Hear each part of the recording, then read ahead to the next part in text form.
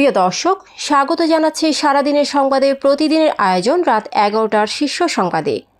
সারা বিশ্বের গুরুত্বপূর্ণ সব সংবাদের শিরোনাম জেনে নিন শুরুতেই।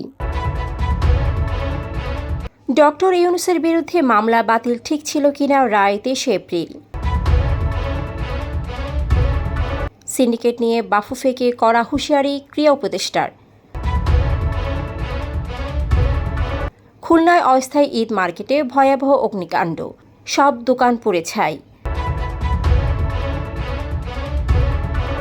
7 বছরের শিশু ধর্ষণের অভিযোগে গৃহশিক্ষকের মৃত্যুদণ্ড। মিলছে না ভারতের ভিসা, চিকিৎসা নিতে চীনে ছুটছেন বাংলাদেশিরা।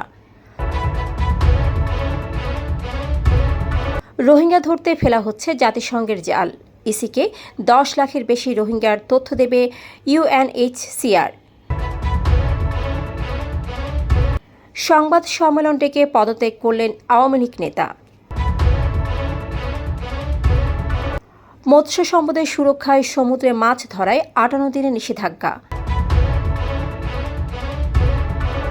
পরীক্ষায় ফেল করার পর ইনচার্জকে মামলার হুমকি শিক্ষার্থীর। 9 মাস পর মহাকাশ থেকে পৃথিবীতে ফিরলেন নাসার 2 নভোচারী। প্রিয় দর্শক, এবারে জেনে নিন বিস্তারিত। ফ্যাশন ব্র্যান্ড মানে আর্ট। অন্তর্বর্তী সরকারের প্রধান উপদেষ্টা হওয়ার পর ডক্টর ইউনূসের মানি লন্ডারিং মামলা বাতিল সঠিক ছিল কিনা সেই বিষয়ে আগামী 23 এপ্রিল রায় দেবেন আপিল বিভাগ। বুধবার প্রধান বিচারপতি ডক্টর সৈয়দ রিফাত আহমেদের নেতৃত্বাধীন 4 সদস্যের আপিল বিভাগ এই বিষয়ে রায়ের জন্য দিন ধার্য করেন। এদিন শুনানিতে অ্যাটর্নি জেনারেল মোহাম্মদ আসাদুজ্জামান বলেন, ডক্টর ইউনূসের আইনজীবী একটি ভালো উদ্দেশ্যে এখানে এসেছেন। আপিল বিভাগ যেন মামলাটি খারিজ না করে আপিলটি নিষ্পত্তি করে দেন। একই সঙ্গে আপিল বিভাগকে সংবিধানের 104 অনুচ্ছেদ প্রয়োগ করে মামলাটি নিষ্পত্তি করতে অনুরোধ করেন অ্যাটর্নি জেনারেল। ইতালি প্রবাসী ফুটবলার ফাহমিদুল ইসলাম বাংলাদেশ দল থেকে বাদ পড়ায় ফুটবল অঙ্গনে চলছে সমালোচনা। কোচ হেভিয়ের ক্যাবরেরার পক্ষপাতিত্বের পাশাপাশি ফুটবল দলে সিন্ডিকেটের প্রসঙ্গ এসেছে ফাহমিদুল বাদ পড়ার ঘটনায়। যুব ও ক্রীড়া উপদেষ্টা আসিফ মাহমুদ সজীব ভূঁইয়া এ নিয়ে বাফুফে সভাপতি তাবিদ আওয়ালের সঙ্গে বুধবার দুপুর 2:30টায় রাজধানীর নগর ভবনে বৈঠক করেছেন। ফাহমিদুলের বাদ পড়া প্রসঙ্গে ক্রীড়া উপদেষ্টা আসিফ মাহমুদ বলেন, দেশের স্বার্থে যোগ্য খেলোয়াড়দের বঞ্চিত করার কোনো সুযোগ নেই।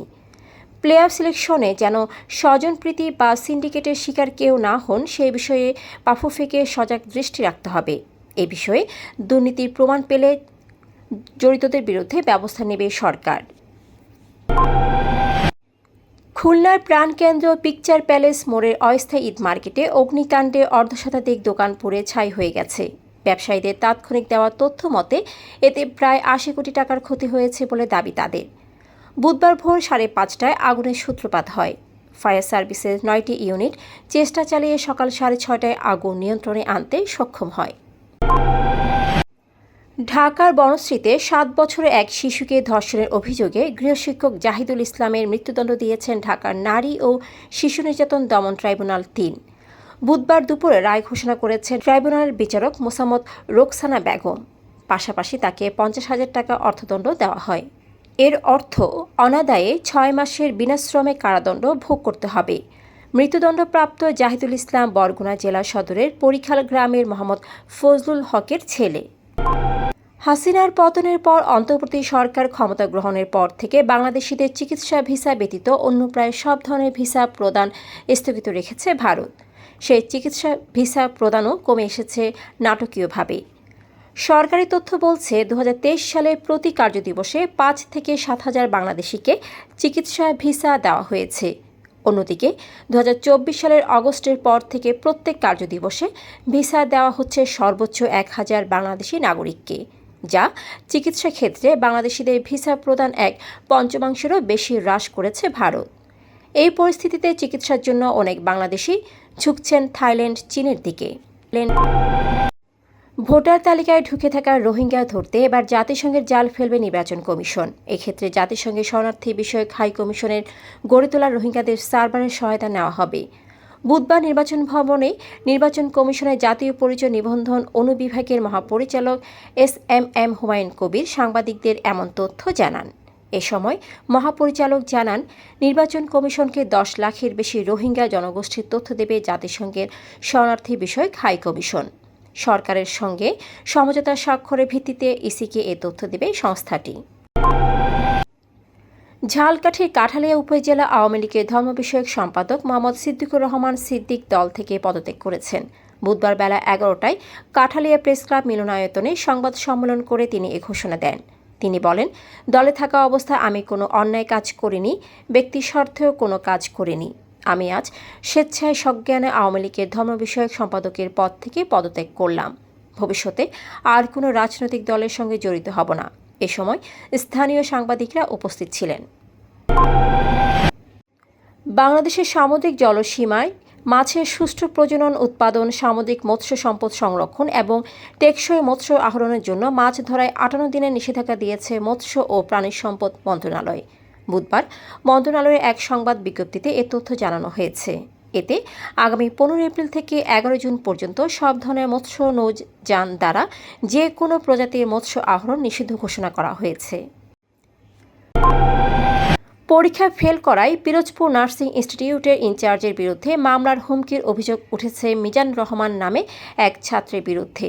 মঙ্গলবার বাংলাদেশ নার্সিং ও মিডওয়াইফারি কাউন্সিলের অধীনে অনুষ্ঠিত পাবলিক পরীক্ষায় ফল প্রকাশ হয়। সে পরীক্ষায় এক বিষয়ে অকৃতকার্য হওয়ার পর থেকে ওই শিক্ষার্থী ইনচার্জের বিরুদ্ধে মামলা করার হুমকি দেয় বলে অভিযোগ উঠেছে।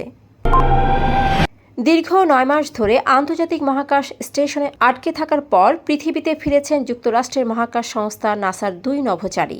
তারা হলেন সুনিতা উইলিয়ামস ও বুচ উইলিয়ামার। তাদের মহাকাশ থেকে ফিরিয়ে আনতে গত শুক্রবার যুক্তরাষ্ট্রের ফ্লোরিডা অঙ্গরাজ্যের কেনেডি স্পেস থেকে একটি মিশন পাঠায় নাসা ও ইলন মাস্কের স্পেস এক্স। মঙ্গলবার স্থানীয় সময় বিকেল 5:57 যুক্তরাষ্ট্রের ফ্লোরিডা অঙ্গরাজ্যের উপকূলে অবতরণ করেছে তাদের বহনকারী ক্যাপসুলটি। দর্শক, এতক্ষণ আমাদের সাথে থাকার জন্য ধন্যবাদ। প্রতি মুহূর্তে দেশ বিদেশের গুরুত্বপূর্ণ সব সংবাদ জানতে ভিজিট করুন www.সারাদিনেরসংবাদ.com ও চোখ রাখুন সারাদিনের সংবাদের অফিসিয়াল ফেসবুক পেজে। Fashion brand Mani Art. Men's, ladies and kids wear. Art. Be smart.